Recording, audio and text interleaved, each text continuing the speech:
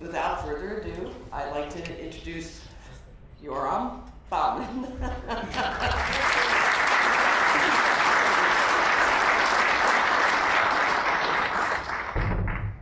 Thank you very much for that kind introduction and for including me in your event.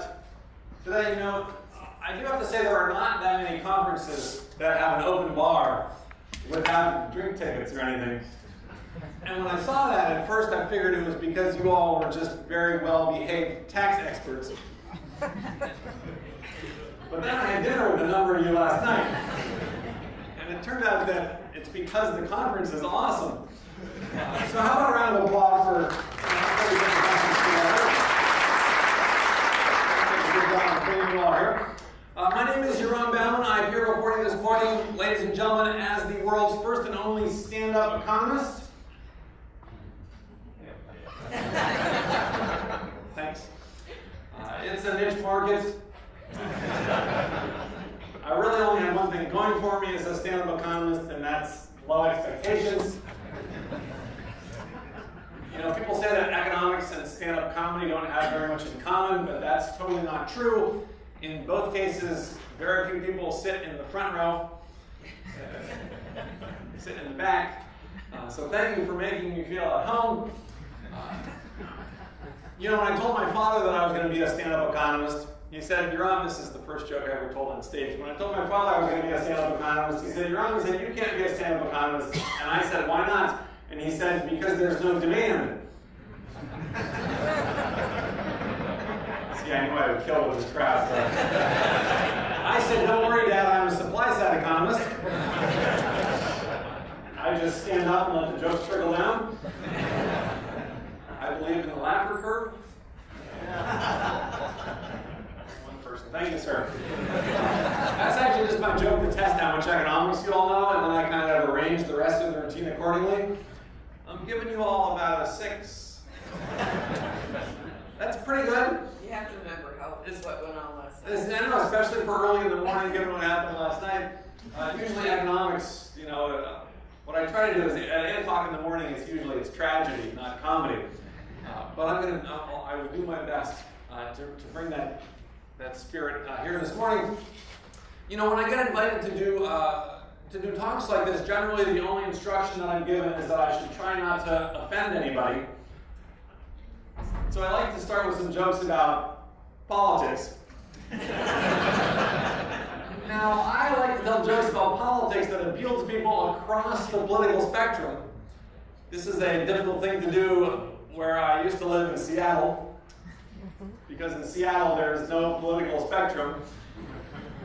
I don't know if things are any different in Salt Lake City, where I just moved to, or this crowd, but in any case, what I'm going to do with you is the same thing that I do with like left-wing audiences in Seattle or San Francisco. The same thing that I do with right-wing audiences, like the truckers I spoke with on the banks of the Arkansas River. That was a story. I'm going to divide you up across the political spectrum, right? So this is audience participation. I know it's early in the morning, but audience participation. The way most people think about politics is left-wing and right-wing. So we're going to divide you up right here down the middle. And for the next couple minutes, audience participation, you folks on my left. For the next couple minutes, you get to represent the left wing of the American political spectrum. That was actually an appropriate amount of enthusiasm for the left wing of the American political spectrum. Very good left wing. You folks over here on the right, I need you to come through for me. You all on my right wing.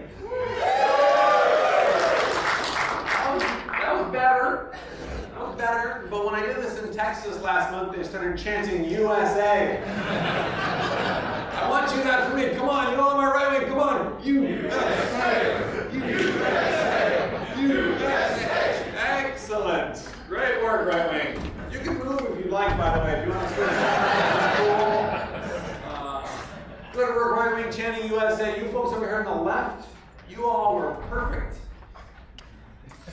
I don't know if because all the right wing was chanting USA, you were just sitting there looking befuddled and vaguely unpatriotic. That always happens to the left wing. And that's how most folks think about politics, is left wing and right wing. But if you think about, can we turn the mic down a little bit maybe?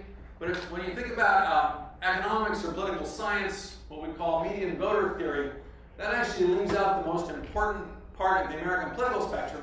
This room is actually perfect for this. The left wing is actually over here, and the right wing is over here, and you all in the middle, you all are the most important part of the American political spectrum. You all are my swing voters. Now, a couple of very important things about swing voters, right? First of all, in America, there are a lot of swing voters. All right, if you are not a communist,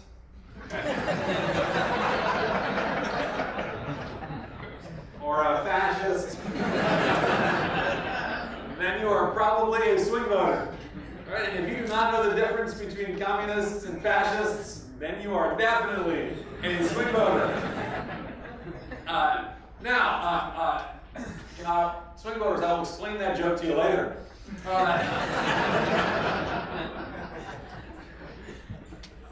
So that's really how the political spectrum is divided. The most important thing about swing voters, though, right, is that you all have to pay absolutely no attention whatsoever. And then every 4 years, you determine the fate of the free world. I know it sounds like a big responsibility, but trust me, don't give it a second thought. And that's really how the political spectrum is divided. You've got the left wing. The stereotype about the left wing is that the left wing is spineless. See, they just take it. Very good, you're doing great, left wing. The left wing is spineless. You got the right wing. The stereotype is that the right wing is heartless. And you got the center is clueless. Clueless and apathetic. You're so clueless you don't know what apathetic means. You're so apathetic you can't be bothered to look it up. Now there are also, of course, the extremes in the American political spectrum, the far right in the American political spectrum, folks over here on the far right. You all on the far right get to be my libertarians. That's cool, you can do what you want, libertarians. Far left in the American political spectrum, folks towards the wall here on the far left. You all on the far left get to be my libertarians. Yeah. I'm seeing confused looks from the swing voters. I had somebody in the middle once who was like, libertarians? You mean the people that check books out for me? And I had to clarify that libertarians are freedom lovers. Right, they come in two flavors. You got right-wing libertarians. They want everybody to be free to use guns. Including here on campus, apparently. You got left-wing libertarians. They want everybody to be free to use drugs.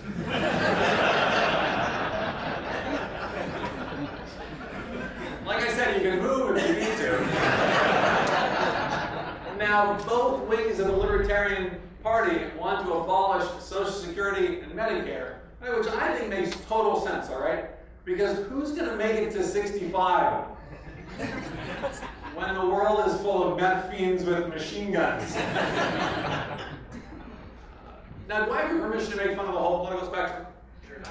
I will be even. I will be fair with everybody. Many people are surprised that the libertarians and the far right in the American political spectrum, they expect the Tea Party to be the far right of the American political spectrum. But the Tea Party is actually kind of back there, like deep right center field. The Tea Party is this fascinating mix of the far right and the deep center, this explosive combination of radical individualism and extreme cluelessness. These are people who believe in social Darwinism, but don't believe in Darwin. I was in Mississippi not too long ago. I will come back to you, Ludwig, don't worry.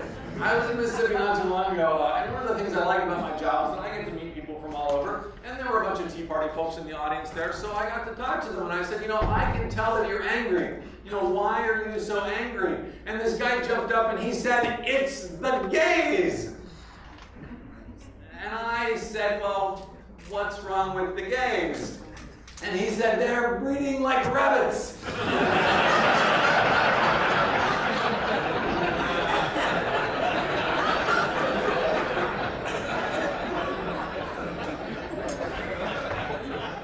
You can't win that argument. Anyway, that's the Tea Party, deep right center field. I would make similar jokes about like Occupy Wall Street and the Bernie Sanders crowd in deep left center field, but you are not allowed to make fun of the dead. No. I think I've offended the left wing. I'm very sorry, left wing. I apologize profusely. I will make it up to you later at the drum circle. Right wing, I'll explain to you later what a drum circle is. I've been thinking a lot about politics because I was in China not too long ago, and it had been my first time in China, and I didn't really know what to expect. And I wanted to have something to say in case the Chinese people came up to me and said, you know, tell me about democracy. That didn't happen. Instead, I went to China, and the Chinese people came up to me and they said, tell me about your budget deficit. I had to say, let me tell you about democracy.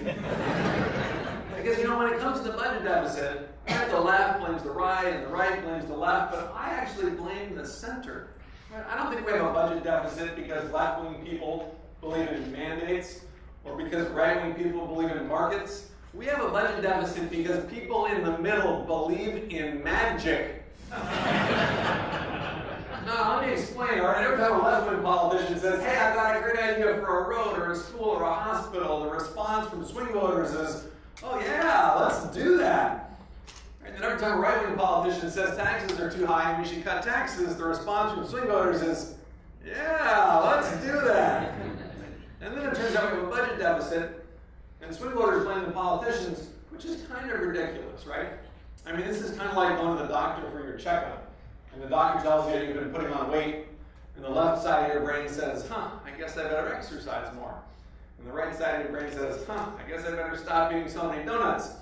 And the middle part of your brain says, I guess I better get a new doctor.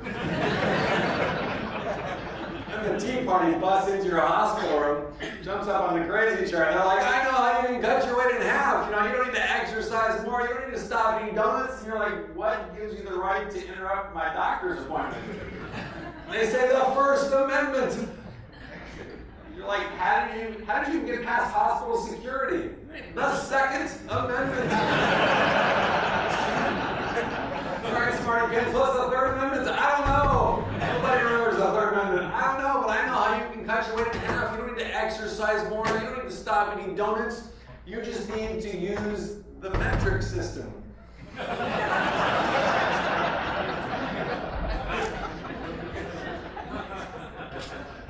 If you did not get that joke, it's so not your fault, it's my bad. I mean, first of all, let's be clear, the joke makes no sense, right?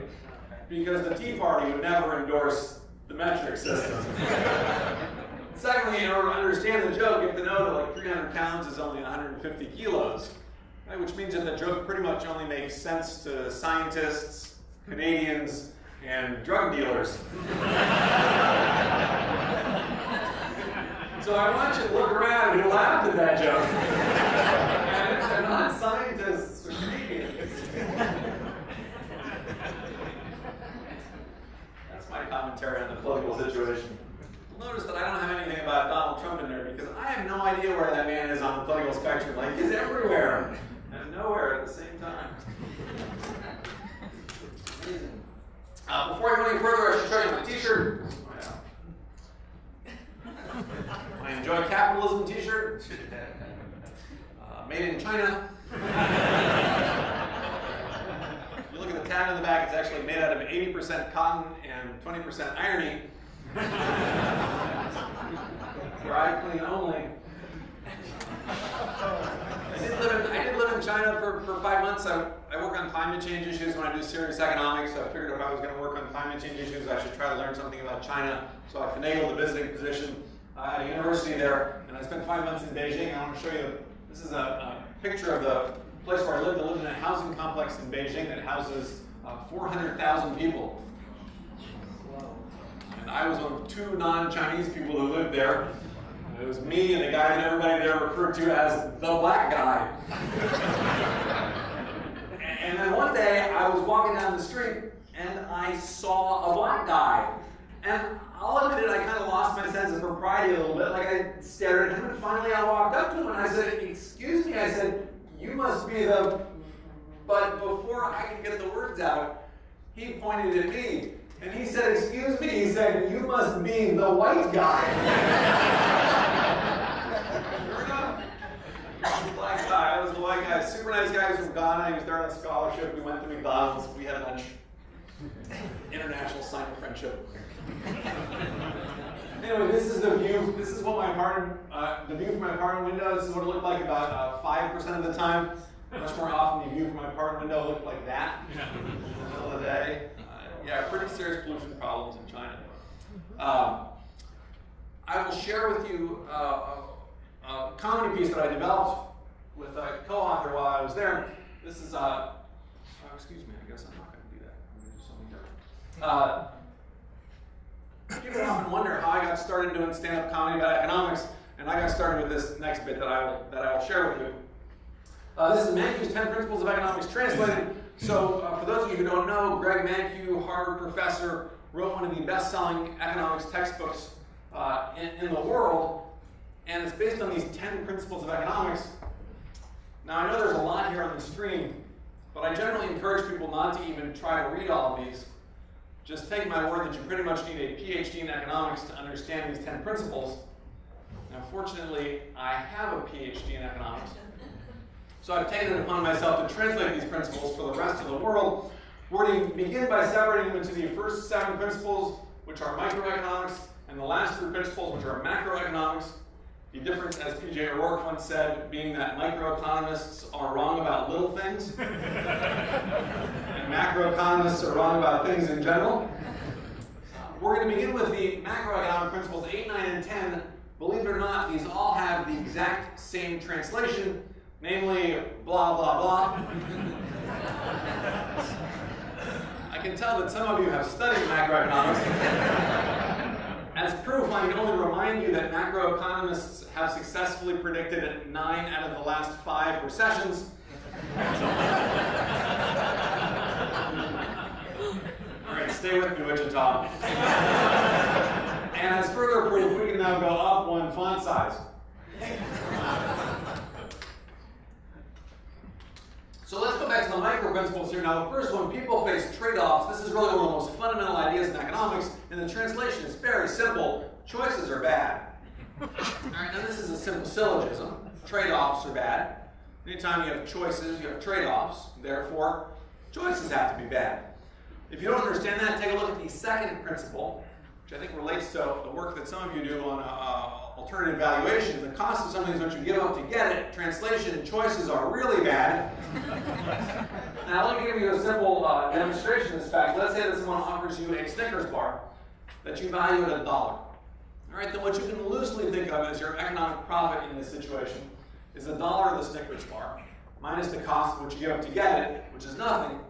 Your economic profit is, don't all answer at once, is $1. Excellent. There will be a quiz later. Is $1. Now, to see why choices are bad, imagine someone offers you a choice between a Snickers bar that you value at $1 and some M&Ms that you value at 70 cents. Right? Now your economic profit is the $1 minus the 70 cents, only 30 cents. You begin to understand why choices are bad. The worst possible situation, in fact, is being offered a choice between a Snickers bar and an identical Snickers bar, because then your economic profit is 0. Now, people who are not trained in economics might say that that's no different than just being offered 1 Snickers bar, but that kind of sloppy thinking will never get you a Ph.D. in economics. Moving on. Choices are bad. Choices are really bad. I'm not going to beat around the bush with you folks. If you don't understand why choices are bad, you're probably stupid. Moving on. Principle number 3, rational people think at the margin. Translation, people are stupid. Now it is immediately obvious that people do not think at the margin. Nobody goes to the grocery store and says, I'm going to buy an orange. I'm going to buy another orange. I'm going to buy another orange. That joke only makes sense to econ majors. People don't think like that. Right? But if people don't think at the margin, and if, as Professor Mankiw says, rational people do think at the margin, we are led to a most unhappy conclusion. People are not rational. People, in other words, are stupid.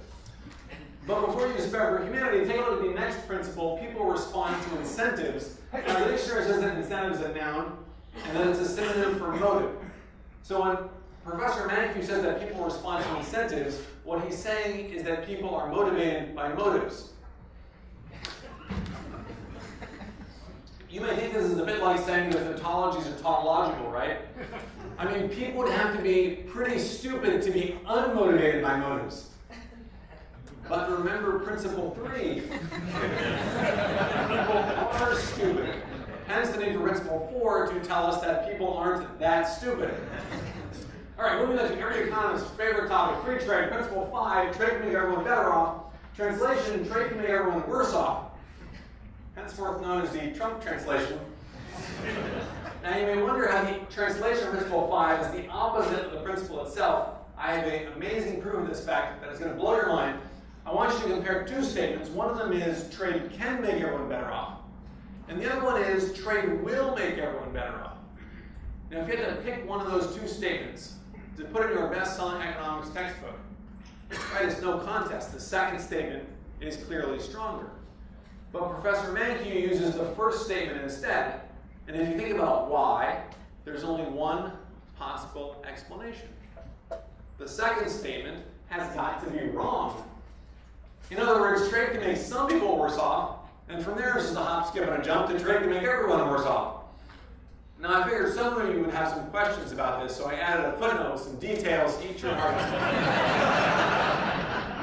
Now that we've cleared that up, I want you to see that the last two principles, markets are usually a good way to organize economic activity, translation, governments are stupid, and governments can sometimes improve market outcomes, translation, governments aren't that stupid, follow immediately from principle 5 and its translation. Right? If trade can make everyone better off, what do we need government for? Just let people trade. Right? Governments are stupid. But if trade can make everyone worse off, we better have a government around to stop people from trading. So there are the 10 principles of economics translated.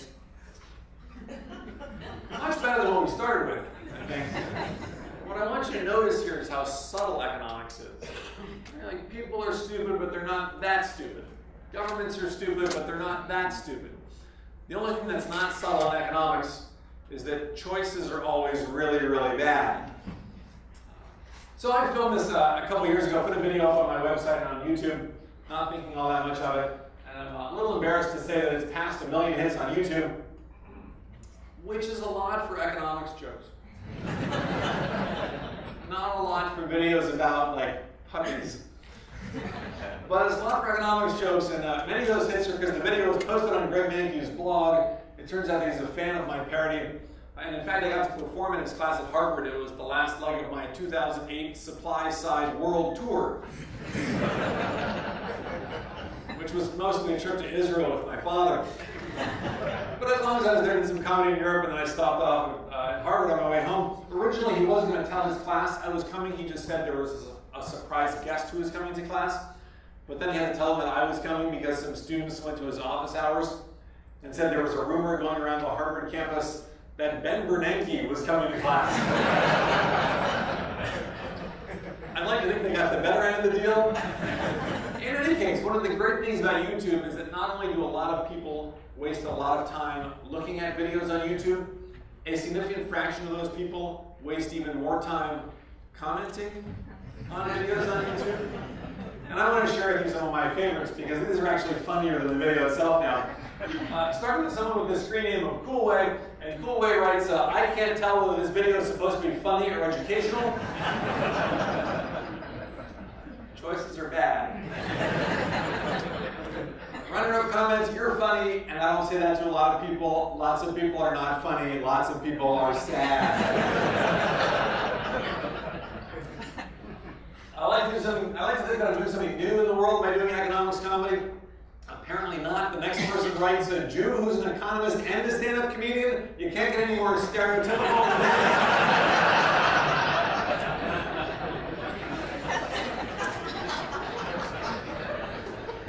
Every time I see this, I'm reminded of what my father actually said when I told him that I was going to do stand-up comedy. What you need to know about my father is a first-generation American. He's sort of divorced from popular culture, like he's never owned a television. So when I told him I was going to do stand-up comedy, he said, Yoram, he said, be reasonable and give me the name of a single Jew who's ever made it in stand-up comedy. Sometimes people come up to me after my talks and they're like, what about Seinfeld? And I'm like, I know. Tell my father. And my father will say, who's Seinfeld? The other thing this always reminds me of is I did a show a few years ago in northern Michigan. It was a little resort. I spent the night, I had breakfast. There was an item on the breakfast menu called the L'chaim breakfast bagel. And the L'chaim breakfast bagel in Thompsonville, Michigan came with your choice of smoked ham or crispy bacon. Apparently no Jews in northern Michigan. The man in the video is the most stupid man in the world. Strictly doesn't do any competition. Everybody's a fan of the video. The next person writes, I spaced off listening to this just like in my real economics class. Some of you take those classes too. And then there are crazy comments like this one. They make economics boring and confusing on purpose because they don't want you to figure out that the whole economy is a Ponzi scheme. This person gets bonus points for creating a new word. On purpose. On purpose. Projects may have a purpose, but do they have an on-purpose? And this is not the craziest thing somebody wrote. The craziest thing somebody wrote was this. What a confusion, deceptions. The U.S. Congress does not print money as the Constitution dictates. That power was usurped by a cabal of international banksters in 1913.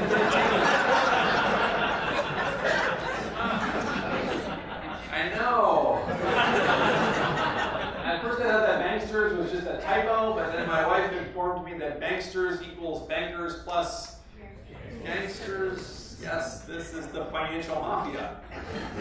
You've got the Italian mafia. The Italian mafia makes you offers that you can't refuse.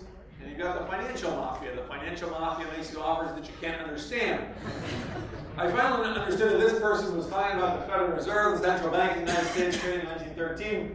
But only because the next thing that they write is that the Federal Reserve is about as federal as Federal Express.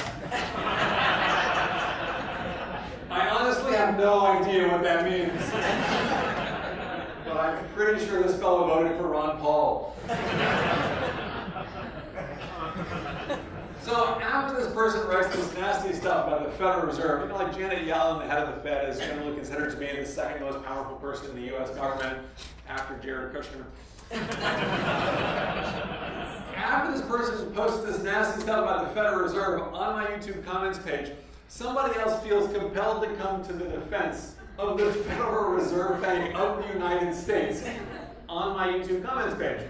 So here's the next person writes, in defense of the Fed, if we got rid of it, we'd still need to replace it with something that does its functions, i.e. printing money and clearing checks. The first of which the Fed doesn't do. The Treasury prints money, not the Fed, and clearing checks is a very minor role that the Fed has. So somebody else has to write in and correct this person and say, actually, the Fed doesn't print money. And this is like an A+ answer. The Fed controls the money supply by expanding and contracting bank reserves. And then the first person writes back in and says, oh yeah, that's right, thanks.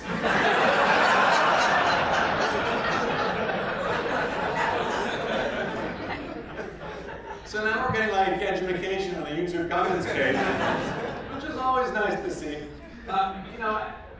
There were people who took my video quite seriously. There was a fellow who wrote in and said, this so-called economics professor misuses basic economic terminology to make immature jokes. To one literate in economics, this guy comes off more as an neurotic than one skilled in gleaning humorous insights from the traditional literature of economics. I don't know why I put on a British accent there. And then this person goes on to say two things, one of which is, I think, the most incorrect statement in the history of the universe. Don't get me wrong, I value humor as much as the next guy. Followed by what I think is one of the more correct statements in the history of the universe. There is nothing funny about misconstruing utility with economic profit in the minds of college students. Then somebody writes back to this person, Chasna2, and says, Chasna2 has no sense of humor. The video is funny because, and let me just pause for a moment here and tell you something that I've learned from the 10 years that I've been doing stand-up comedy. Anytime somebody tries to tell you why something is funny, you can be pretty sure that the next thing out of their mouth is just going to be from the loony bin.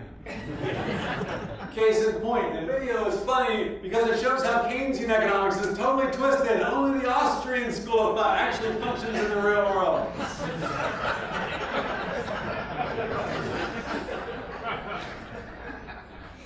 Like I said, crazy.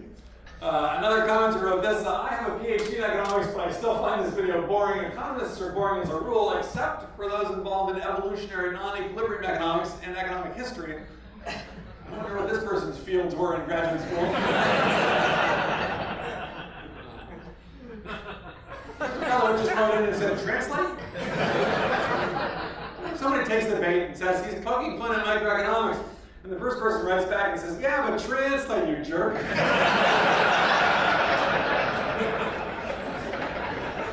Second person writes back and says, that was a translation. You should probably stick to entertaining yourself with less intellectually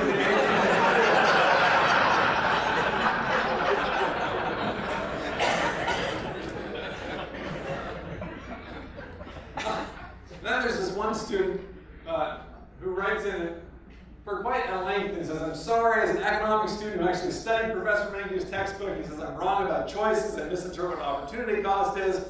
And he says, I'm running out of characters, I'll end right there, I'll explain more if needed. And then he decides to explain more. He says that my ideas about margins are also wrong. People do think at the margin. And for those of you who like the idea of thinking at the margin, this is the best explanation ever of why people think at the margin, courtesy of this YouTube commenter. For example, when you buy oranges, you think, this batch of oranges exceeds the market value of oranges. That's step one. Step two, that translates to people thinking, this batch of oranges is cheaper than I expected, so I will buy them. Step three, any normal person would buy things they think has a marginal surplus value to them. Step four, hence people do think at the margin. And then he says, trade can obviously make everyone worse off. However, the trades that make everyone worse off usually don't happen. And at this point, this person has written voluminous pages on the YouTube comments page, and somebody else takes offense at this and writes back and says, really, I'm having trouble understanding this. Maybe you can give me some examples. Oh, wait, here's one. You give me a moronic commentary on YouTube, and in exchange, you find out that you're a douchebag.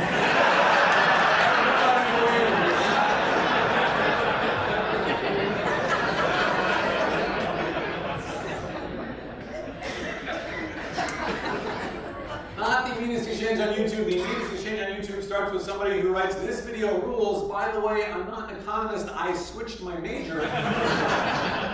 Which compels somebody else to write back and say, thanks for keeping us updated. Let us know when you drop out altogether and devote your life to studying.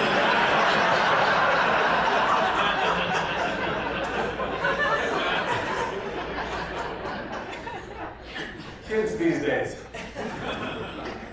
I want to go back to this slide here for a minute. I'm going to be serious for a few minutes, and then I will go back to telling you jokes. I want to go back to this slide here, because this example, this footnote, is actually a real example. So economists spend a lot of time talking about how trade can make lots of people, sometimes everybody, better off. But it's actually possible, at least in theory, to have a situation where trade can make everybody worse off. And this relates to the work that I do on environmental economics and carbon taxes. And I think it connects up to the ideas that many of you work on.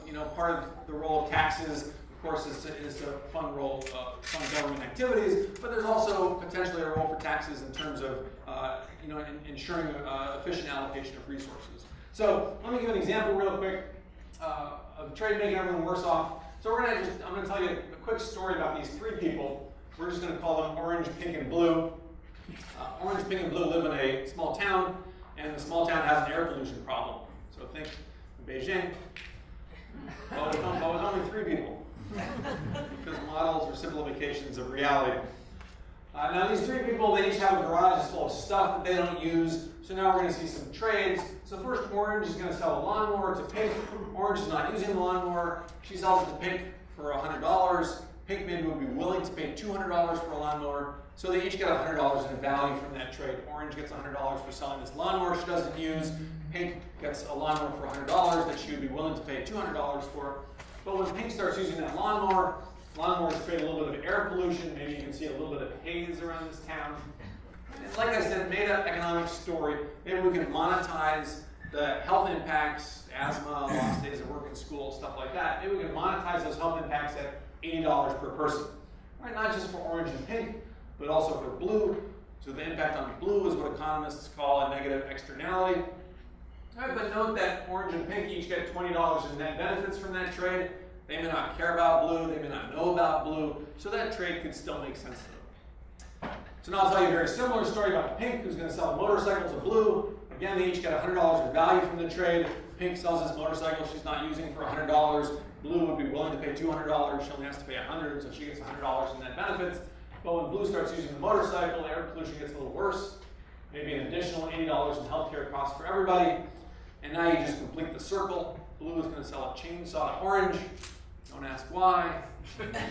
They each get $100 in benefits. Air pollution gets worse. Another $80 in healthcare costs for everybody. Right, and now if you just add up any one of those columns, you see that after all three of those trades together, everybody ends up at minus 40. I do a lot of talks for college audiences. I get all sorts of answers to that question, like 0 or minus 100. Math is hard. Minus 40. All right, so this is the tragedy of the commons, or the prisoner's dilemma, if you're familiar with those ideas. Right, the economics here is that each person's trades are individually rational. If you ask any of these people if they want to take back any of the trades they made, they'll say no, because each trade they make leaves them $20 better off. But altogether, the trades end up hurting everybody. If you want to belabor the point and make a connection to climate change, you could, I don't know, like label the people. And this is in very broad strokes what economists are concerned about when it comes to climate change. So everything that I think you need to know about climate change, just take a couple of slides, and then we'll go back to telling you jokes. So first, we have this fact that carbon concentrations in the atmosphere are going up. Nobody really doubts that this is primarily due to human activity, burning fossil fuels and deforestation. Then we have this theory that says that if carbon concentrations go up, then global temperatures are going to go up. This theory actually predates Al Gore. They laughed at that joke more in Texas. It goes all the way back to this fellow, Arrhenius, who was a chemist in Sweden. And in 1896, he made the first estimate of how much global temperatures would increase if we doubled CO2 in the atmosphere, which we're on track to do in kind of the middle of this century. And his estimate from 1896, about 5 degrees Celsius, 9 degrees Fahrenheit, is actually still pretty close to the range that climate scientists talk about today. The big difference between where he was then and where we are now is that he thought that climate change was going to be awesome because he lived in Sweden. And at a time when agriculture was very important in the economy, right? We tend to be a little more concerned these days about rising sea levels and ocean acidification and floods and droughts and whether the air conditioning is ever going to kick on in this building and things like that. In any case, we've been running this experiment on planet Earth for the last 150 years or so, and here are the results of the experiment. The blue dots are measures of global average temperatures for individual years. The red bars are 10-year averages from the 1880s up to the 1970s.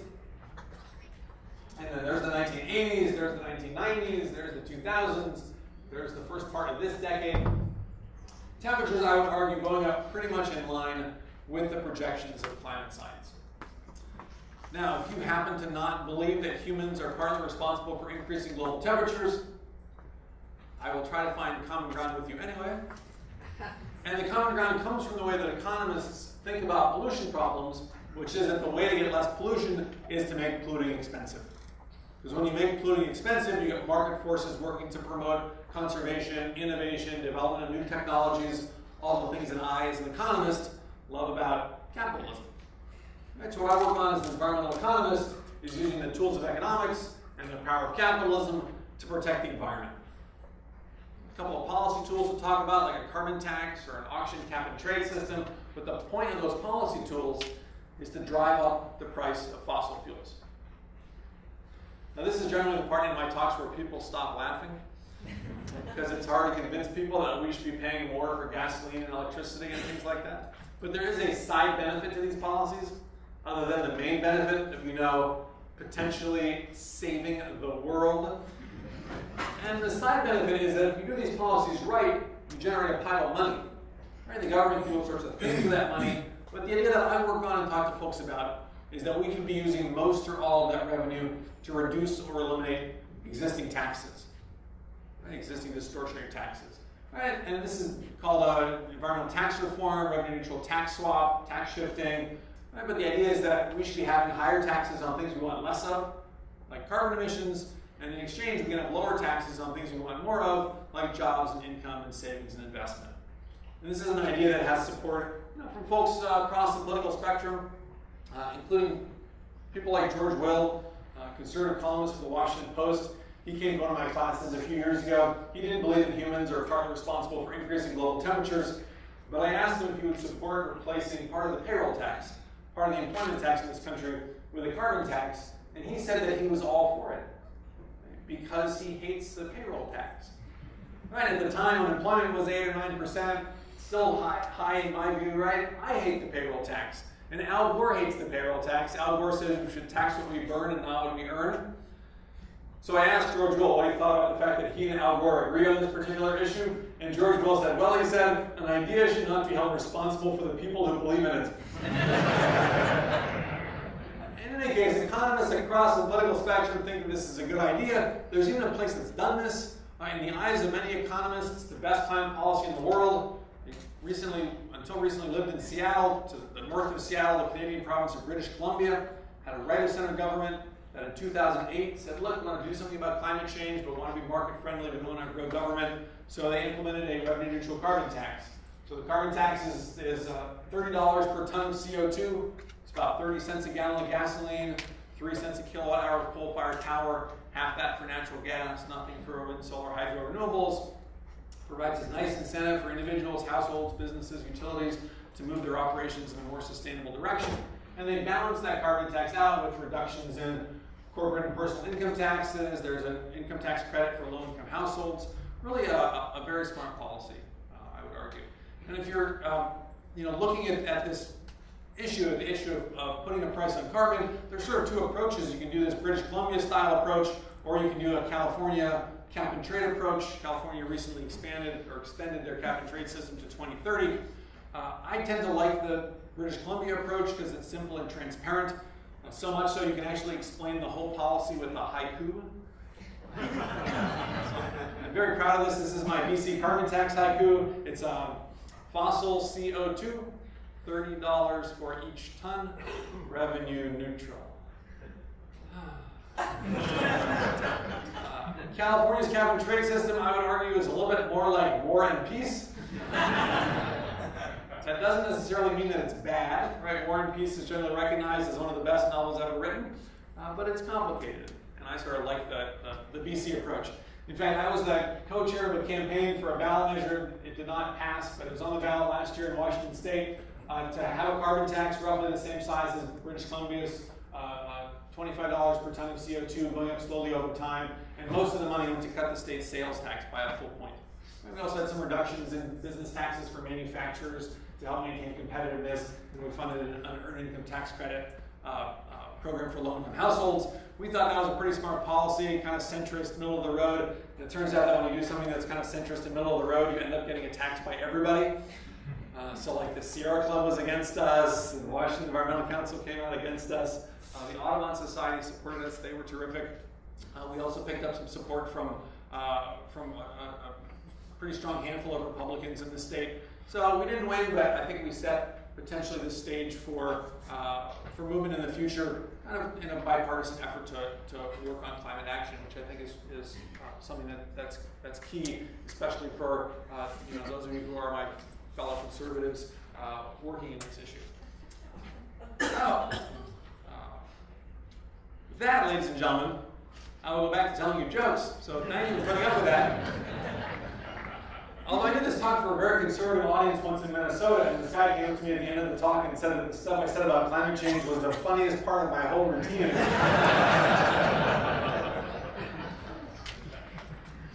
It has been a little strange moving from Seattle to Salt Lake City. I'm still getting used to it. I'm still generating some jokes about it. They say that tragedy plus time equals comedy. So I'm working on the time element of that. Plus, there are lots of neat things about Salt Lake City, but there are definitely things to get used to. My summary of moving from Seattle to Salt Lake City is that I can no longer buy alcohol at the grocery store, but at least I can get a plastic bag. The first time it happened, I felt like I went out of the grocery store with my plastic bag, and I felt like the heavy hand of the nanny state had come off of my shoulder. And I was so excited, I decided I wanted to celebrate. So I went back into the store and I asked for a magnum of champagne.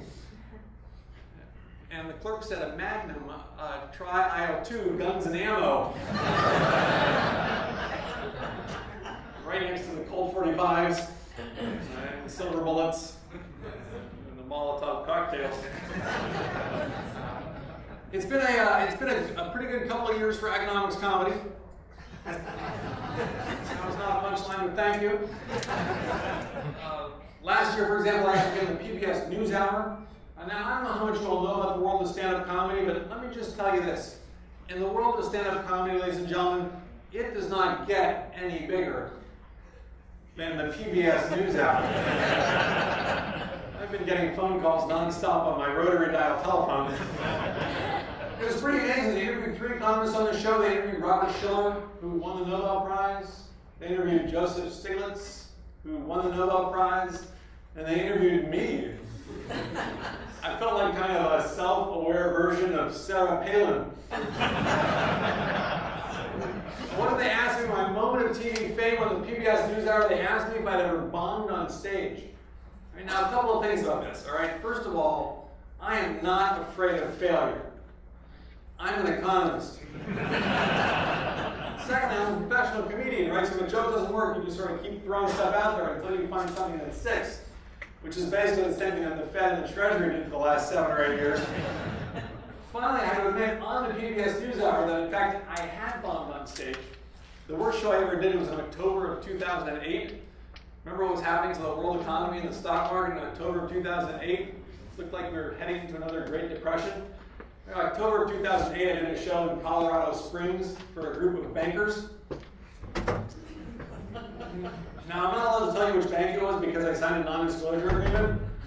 But let me just say that if you wanted to figure out which bank it was, it wouldn't be, well, so far to go.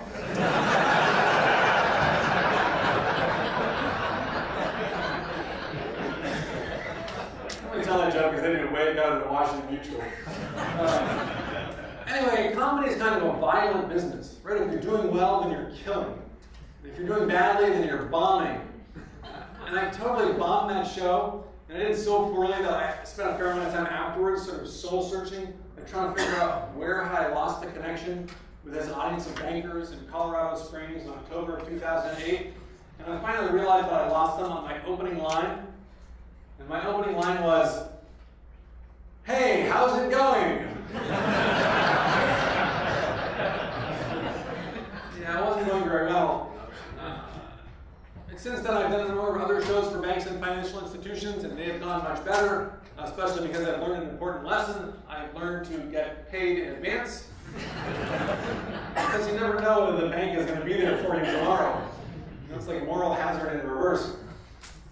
So some of the material that I've worked on as part of it, I like to think of as a renaissance in economics humor. The idea of a renaissance in economics humor probably coming as a surprise to those of you who know that renaissance means rebirth, and had no idea that there was ever a first birth of economics humor.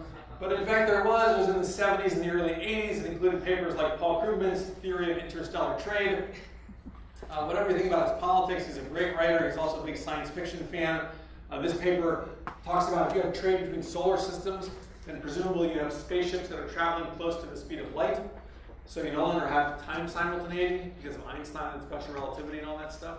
So the question he looks at in this paper is, which clock should you use to calculate interest rates? The clocks in the planet or the clocks in the spaceship? Great paper. Another paper from this time period, Life Among the Econ by Axel Unpronounceable. This is a fake economics, fake sociology paper about the econ tribe that lives in the bleak north. And it's divided up into these 2 sub-tribes, the micro and the macro. And they hate each other, and they don't intermarry. And they actually have different totems. So here's the totem of the micro tribe, which as you can see is totally different than the totem of the macro tribe.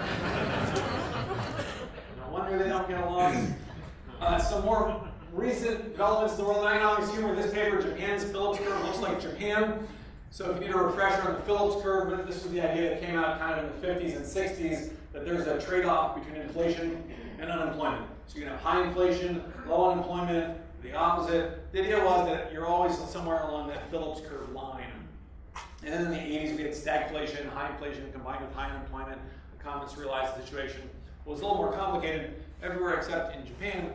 So this paper was written by a Canadian, Gregor Smith. It is almost certainly the funniest thing ever published in the Journal of Money, Credit, and Banking. And there's also a link to the paper on the author's website, and the link on his website says the title of this paper is also the abstract and frankly most of the text. Which is something we should be aiming for in all economics papers, I think. The rest of the paper is taken up by this graph here. So let me explain what's going on. On the x-axis here, we have the unemployment rate in Japan between 1980 and 2005. On the y-axis is the inflation rate measured by the CPI. For ease of viewing, the author is going to rotate this around the y-axis. And then there's a map of Japan. Extremely impressive research. I made fun of the right earlier, I'll make fun of the left. See how much longer I can tell this joke. So somebody showed up at a rally. There was a left-wing rally in Washington, D.C., and a right-winger showed up with the sign Obama equals Keynesian ? And then took videos of all these left-wingers coming up to them, and they were really mad, and they were like, that is ridiculous. You know, his birth certificate is on file in Hawaii. Not Kenyan.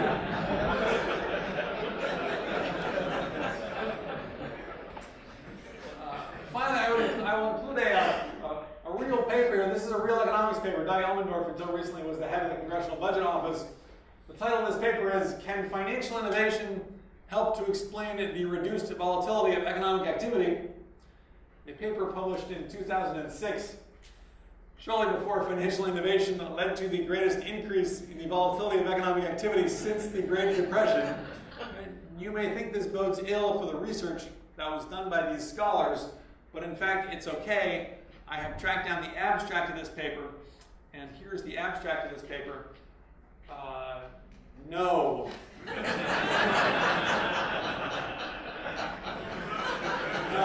I can't. I've got a couple of cartoon economics books. As Claire mentioned, a bunch of them, the micro books are available here. Macro book you can get on Amazon, or I've got a couple copies just if you want to check them out next door. Super fun books. And then our third book with my co-author Grady Klein, Cartoon Introduction to Climate Change. And then he and I are actually working on, we're finishing up book number 4, which is a cartoon introduction to calculus.